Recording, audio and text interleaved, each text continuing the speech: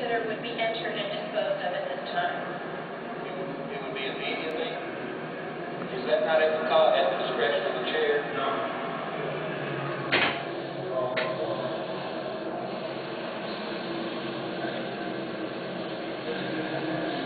If the motion is offered, the chair will put the question. I'm sorry. If the motion is offered, the chair will put the question. Put the question. Make order.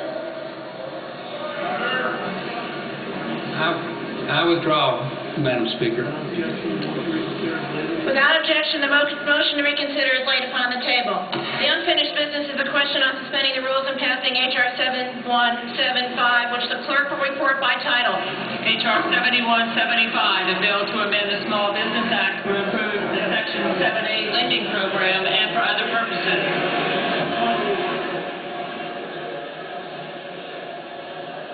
And Kathleen, what you're seeing here is just chaos on the House floor as that vote did come to pass. That looks like we're watching Ellen Tascher here. Those in favor say aye. Those opposed, no. In the opinion of the chair, 2/3 being in the affirmative, the rules are suspended. The bill is passed. The gentleman from Ohio.